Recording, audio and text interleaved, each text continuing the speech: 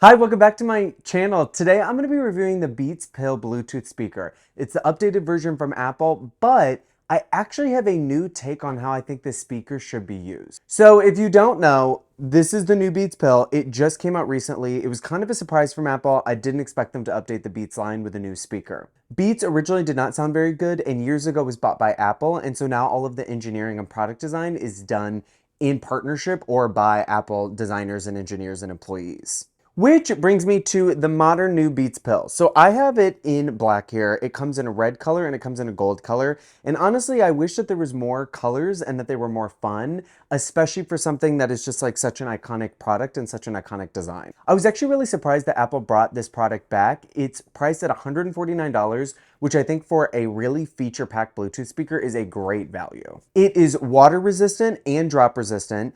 It has the full features of Apple, so quick pairing, Find My, and one-tap setup with Apple devices, like it just shows up on your phone.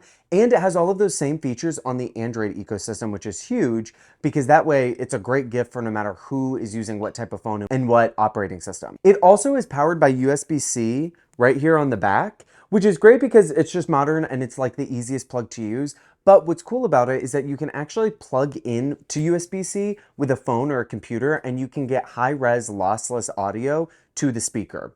That being said, the speaker is mono, so there's just one subwoofer and one tweeter, but it's important for the people who care and the people who notice that difference in quality. Also with the USB-C port, which is actually really cool, you can plug in your phone to the back of it and the speaker will actually act as a power bank for your phone when you're out and about. The design is great. We've got the Beats logo right up front. You can kind of see the tweeter here and the subwoofer right here. And then we've got some buttons right here at the top.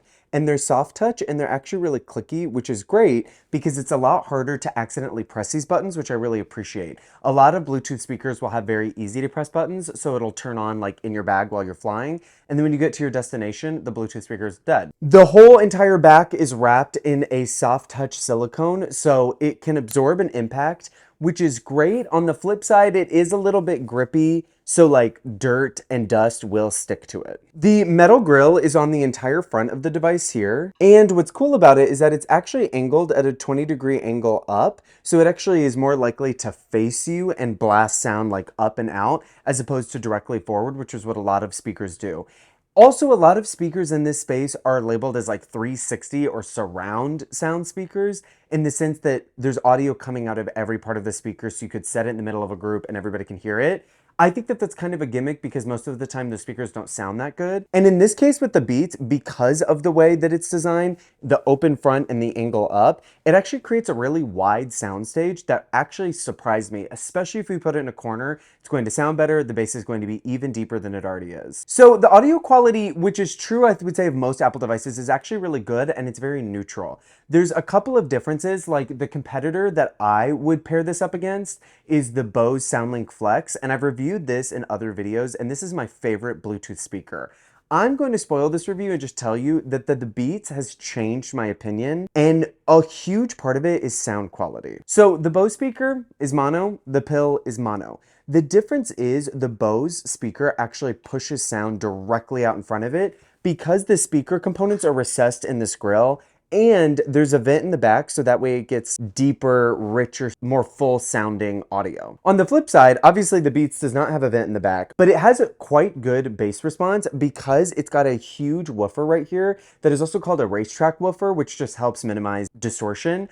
And I will say between the two, the Bose is going to give you really like warm, full sounding audio that's not particularly detailed. And the Beats, on the other hand, will give you a more crisp, clean, neutral sounding audio that is very detailed. And a great example of this is I was listening to classical tracks, and actually me and my boyfriend were both trying to figure out which one we liked better. We noticed that the Pill had a very clear separation with all of the different parts of the track, and we could hear and distinguish the different instruments much easier than we could on the Bose. Which I will say, the Bose still sounds really good. It is a very warm, rounded out sound, but it's not the most like technically clean or accurate. So this is where the review started to shift for me, because at first I was like, okay, it's just a good Bluetooth speaker, sure.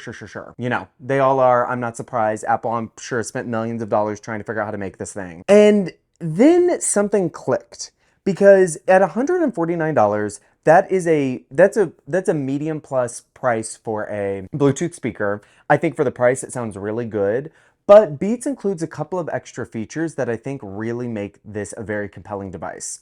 The first one is you can pair two of these speakers up together, and you can either pair them together and they play the exact same audio, so you could have one speaker in one room and one in the other room for a party, or you can actually switch it where one will be the left channel and one will be the right channel. So that way, if you're listening in one room, you just get a much wider soundstage and better audio and a more immersive experience. And when I started to think about this, something clicked, because since it is made by Apple and it works with iCloud pairing and one tap pairing. So when I paired it to my phone, it was paired to my computer and my Apple TV.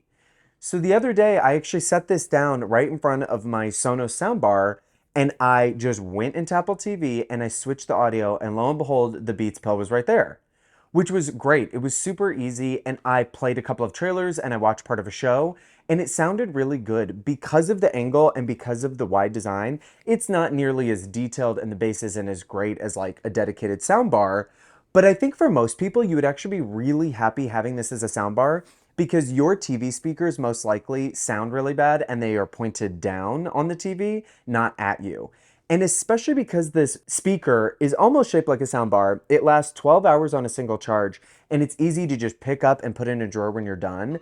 I actually think that this would make a killer soundbar if you already have an Apple TV. Now, you can use other Bluetooth speakers with an Apple TV. The difference is it's not as seamless, and like even the battery percentage showed up in the menu for Apple. So it was just a really simple pairing option, especially for parents or people who just aren't techie and live in like a small apartment or a studio, or don't necessarily care about like having a dedicated soundbar. The reason why I would actually suggest spending $150 on this over like a HomePod or a soundbar is that the Beats Pill is a really great Bluetooth speaker that is durable, that you can take anywhere with you, and it's super simple. So when it comes to spending $150 on a soundbar, you're probably not going to get a very good soundbar, and it's going to be stuck to your TV, and it's going to have to be visible all the time. So in this case, especially since it just uses Bluetooth, you won't be locked into a specific ecosystem for the rest of your ownership. It just works with Bluetooth like any other Bluetooth speaker device. The reason why I mention this is because I did a review on the drama of Sonos, and I have a ton of Sonos products, and the app has gotten so much worse. And what's horrible about that is that the only way I can really interact with these speakers is through what Sonos approves and their app. So right now I'm kind of dealing with a really diminished experience, and I can't really do anything about it. That is not the case with a Bluetooth speaker, because obviously Bluetooth is just an open source standard. And if you compare this speaker to like a HomePod or a HomePod Mini, it has a microphone built in, so you can use any of your voice assistants that you want to. And compared to the HomePod Mini, which is $100, this sounds so much better. It is a much wider soundstage. You get much better low end.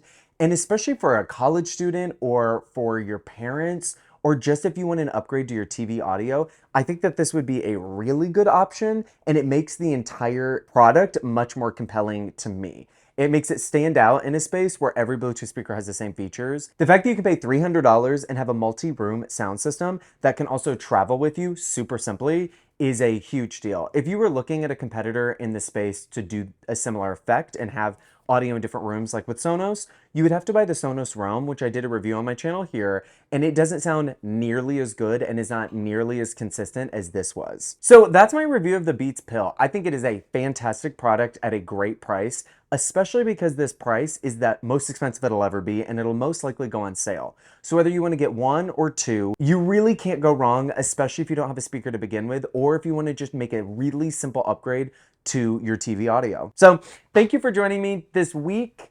I think I'm going to actually start uploading on Fridays, so that way there's a little bit more consistency and it's just at the end of the week and you can expect it. So if you guys have any video ideas, please let me know. I am coming up with ideas all the time, but I could really use your help, so that way I have a video for you guys every single week. And with that, I will see you guys in my next video.